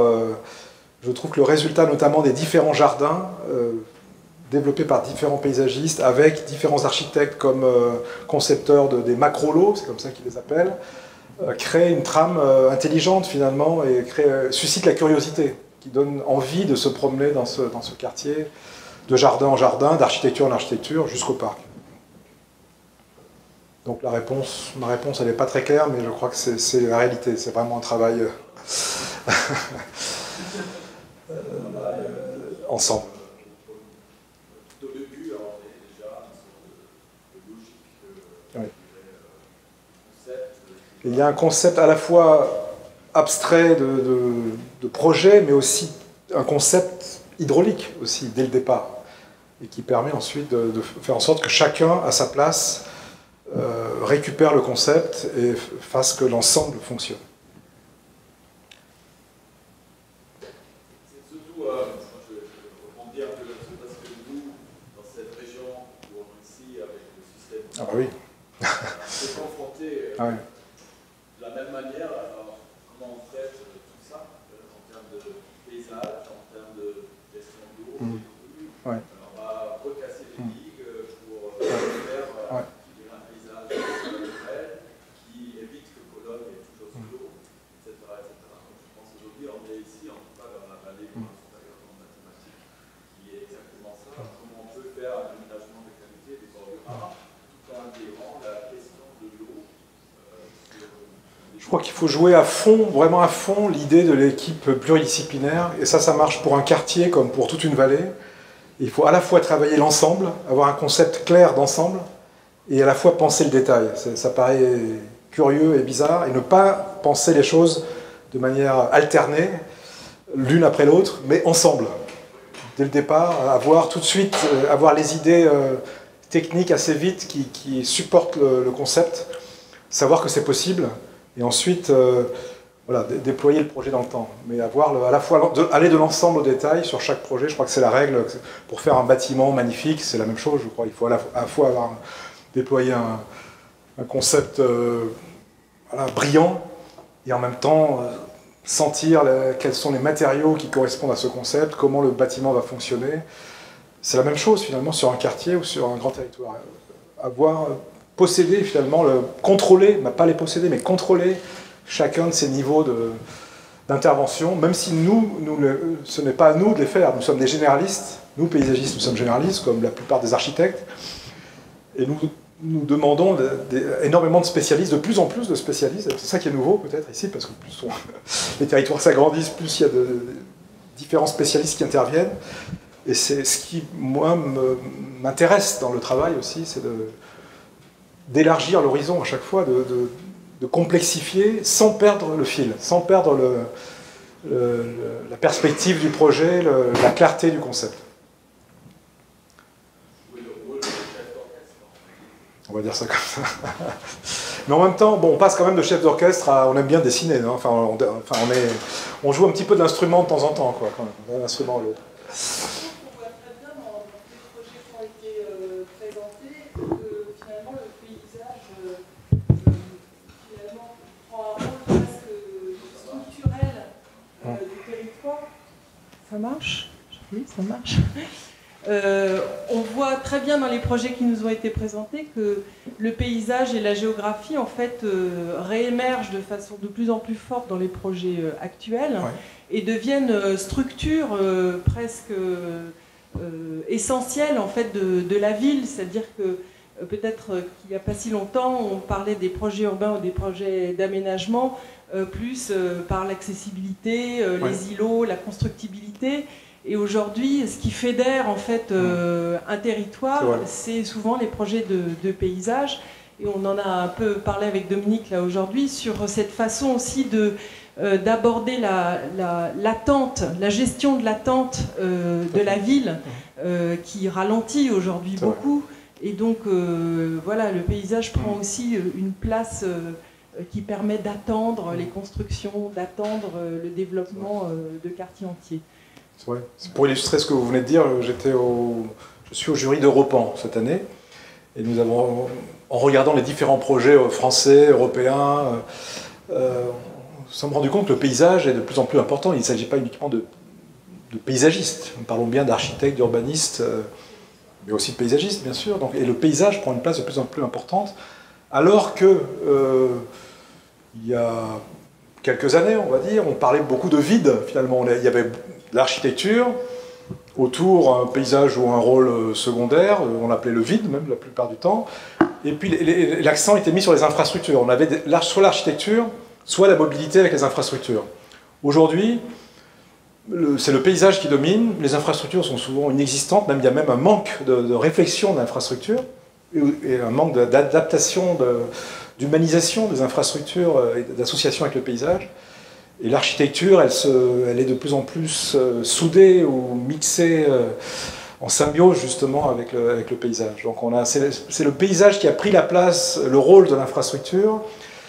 Et je crois qu'il faut vraiment penser les trois, le paysage avec l'environnement, toutes les contraintes, tout le vivant en fait finalement, et le mouvement, l'infrastructure et l'architecture. Il ne faut pas oublier un des éléments, sinon on en arrive à des paysages alibi finalement. On a une sorte de... Bon, on pense que le projet va passer parce qu'il y a du vert et parce que bon, ça paraît sympathique, mais je pense que le paysage, comme vous disiez, il doit vraiment avoir un rôle de structure d'abord. Ça doit marcher, y compris sur le plan de l'ingénierie, il doit jouer un rôle, il doit aussi avoir une fonction oui, technique, mais en même temps une fonction d'identité, une fonction de créer de l'ambiance finalement, créer de l'identité au sens large du terme. Mais ça, c'était très intéressant de voir effectivement l'évolution des choses. Je pense qu'on n'a pas fini dans l'évolution. Nous en sommes à l'affichage. On affiche les bons sentiments et le côté moral et paysagèrement correct ou environnementalement correct des choses. Je pense qu'il faut aller plus loin jusqu'à parler de structure, comme vous disiez. La structure des choses. Et là, à partir du moment où on partage des concepts et on partage une structure, on travaille vraiment entre ingénieurs, architectes et paysagistes sur les mêmes idées. On a vraiment des quartiers qui se déploient et qui sont cohérents. Ouais. Pour compléter ce que tu dis, je crois qu'effectivement le grand changement c'est fin 80. Penser la ville, ça devient juste impossible. Le zoning, toutes les pensées ou toutes les théories urbanistiques qui sont déjà fracassées depuis les années 60, ça devient un désastre. Et comment certains, j'ai envie de dire même un surtout, commence à dire, bon, puisqu'on ne sait pas, on ne sait plus faire ces grandes perspectives qui n'aboutiront jamais, c'est-à-dire on a à peine dessiné la perspective que déjà le projet est abandonné, essentiellement pour des raisons politiques, je vais y revenir, parce que j'ai une question à ce sujet-là sur le projet de Seine. Si ça, on ne peut pas faire ces perspectives construites, et cette crise de la ville et de l'architecture, qu'on ne sait plus penser à cause de la complexité des strates et du décalage entre le temps politique et le temps du projet, c'est-à-dire que la fabrica urbana vient bien au-delà des échéances électorales qui à chaque fois font qu'on abandonne un projet pour un suivant parce que opposition, etc. Et qu'il y a ce système presque de tabula rasa conceptuel dès qu'il y a un projet qui atteint une certaine taille critique. Il y a l'idée effectivement de penser la ville par le vide. Mais au départ, c'est des architectes qui l'énoncent, en l'occurrence Lema, et qui dit commençons par... Puisqu'on n'arrive plus à faire une architecture et qu'on ne la contrôle pas, à part quelques châteaux forts, à part quelques forteresses qui s'appellent musées, médiathèques, machin, etc., et que le reste nous échappe, commençons à penser la ville par le vide. Et je crois que c'est ce vide aujourd'hui qui est devenu, effectivement, comme tu le dis, le lien. Parce que finalement, celui-là, on sait mieux le faire, on arrive mieux à le faire, il est moins récalcitrant. Tout le monde est content parce qu'on est dans une posture cryptique de rédemption sur la question de la nature, qu'on pollue, etc. Donc tu fais un métier de saint homme, puisque quand nous on vient casser et poser du béton, toi tu amènes des fleurs, des plantes, etc. Donc c'est pas du tout le même accueil. Et donc effectivement c'est en train de transformer depuis 20 ans, mais c'est là où je voulais y venir, Henri. Ce qui m'intéresse dans ton travail depuis l'origine, et des petits comme aux grands projets, c'est que vous avez une approche conceptuelle du projet, et pas formelle. Ce qui est très satisfaisant, parce que c'est à la fois très français, malgré le jardin, la française, la tradition, etc. Et ça m'a fait très plaisir que tu remontes à chaque fois. Enfin, pas à chaque fois, mais à nouveau. Pardon, c'est important. Les projets de Le Nôtre, alors que ce soit les Tuileries ou d'autres, mais parce qu'effectivement, c'est d'abord le jardin qui est le laboratoire de la ville, et ça, c'est une tradition réellement française. Et quand tu as cette opposition au départ entre Boston et Paris, je trouve que c'est vraiment fascinant, parce qu'aujourd'hui, ce que tu développes, c'est accommoder les restes. Et alors, le projet que je connaissais pas, qui est celui de Seine, c'est bien ça, c'est-à-dire on fait le constat et puis on fait avec. Et plutôt que développer une idée où effectivement on va tout tapisser avec un mobilier urbain, du machin, du bidule, il y a vraiment cette idée des corridors intermédiaires entre les communes, les plateaux, la Seine, etc.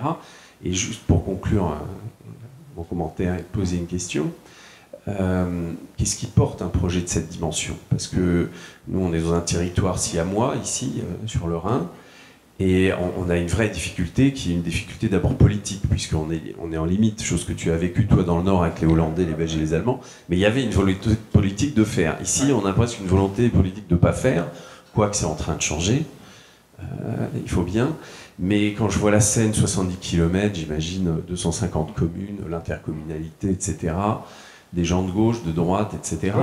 Et puis surtout la Seine qui doit être quasiment en propriété de VNF, enfin, de Voies navigables de France, etc. Qui c'est qui les met tous au pas? Alors, c'est Nicolas Sarkozy. Différents projets que tu... Parce que, non mais oui, mais parce que le Grand Paris, c'est quand même une volonté présidentielle. Ensuite, il y a eu l'idée de tirer Paris jusqu'à la mer. C'est l'extension de cette idée. Est-ce que c'est... Il y a différents projets. Donc, sur la Seine, proprement dit, c'est un OIN, donc Opération d'intérêt national. Donc il y a l'État. Donc oui, et l'État. Donc l'État avec une structure d'établissement public, d'aménagement, la même structure qui a fait les villes nouvelles, fut un temps, tant décrié. Mais cette structure maintenant a une autre philosophie. Au lieu d'arriver en top-down en disant voilà comment il faut faire et c'est tout, ils arrivent je dirais pas profil bas, mais ils arrivent à une échelle beaucoup plus proche du terrain. Et leur rôle, c'est de mettre les maires à la même table. Les différents maires, justement, de droite, de gauche, du centre et d'ailleurs, les mettre ensemble autour d'un projet. Donc ils aident ces petites communes, parce que 50 communes sur 70 km, ça fait des petites communes. On est face à de très petites communes qui seules n'auraient jamais pu penser à l'ensemble et n'auraient jamais même organisé un concours. Donc là, c'est l'État qui organise, mais en ayant l'écoute et en discutant, en dialogue avec les communes, en faisant très attention. Non mais réponds-moi vraiment, c'est qui l'État là? C'est qui, le nom des personnes? Tu veux dire un établissement public d'aménagement? C'est un ministère, c'est plus Borloo, c'est qui? Je ne sais pas qui a créé l'établissement public, je peux pas répondre à ça, je ne sais pas du tout. Je sais qui est mon interlocuteur, si tu veux un nom, je peux te le donner. Non, c'est pas ça, je veux dire. Sans vous Non, mais c'est... Alors, juste... Et après, il y a un travail des concepteurs. C'est-à-dire que je vais juste donner la règle du jeu, ce qu'on propose.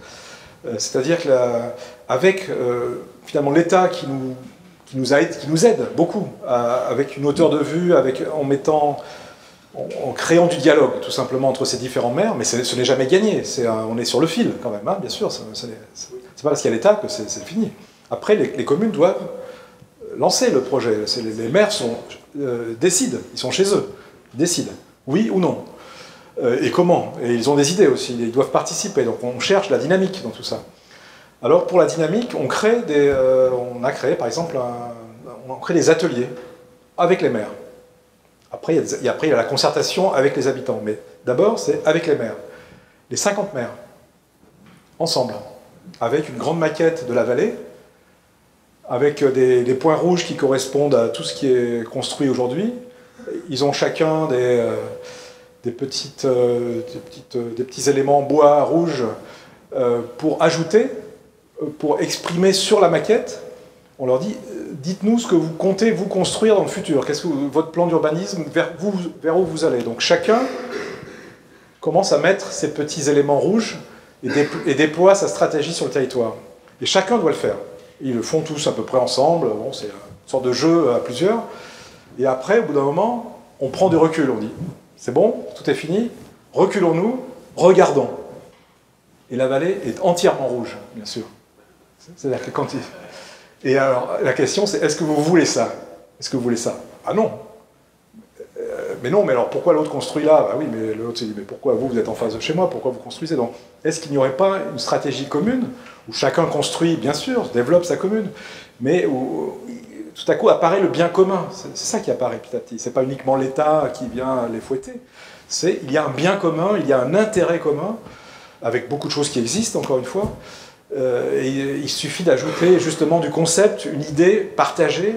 Cette idée l'est partagée par les maires. Et à partir de là, on peut travailler de proche en proche des éléments. Mais il faut qu'ils aient un premier constat en commun. Oui, c'est vrai que c'est pas possible de continuer de déployer n'importe comment l'urbanisation. Il faut penser les choses. Et pensons-la en commun. Et si chaque commune arrive avec une sorte de proue sur la Seine, donc il y aura une partie plus urbaine, peut-être plus dense, plus représentative, côté Seine, avec des parties latérales plus écotones, comme je disais tout à l'heure, où il faut réinventer la ville, et puis des corridors agro-urbains ou écologiques qui créent ces relations avec les parties hautes et les basses. Chacun peut trouver sa position dans un ensemble.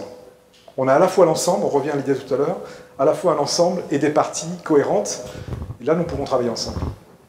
Donc il faut travailler avec eux, tout simplement. Il y a aussi, il n'y a pas de baguette magique, il faut créer les conditions du travail ensemble, du dialogue, ce qui n'est pas facile, mais ce n'est pas non plus insurmontable. Ce n'est pas insurmontable. Magnifique. Merci. Merci.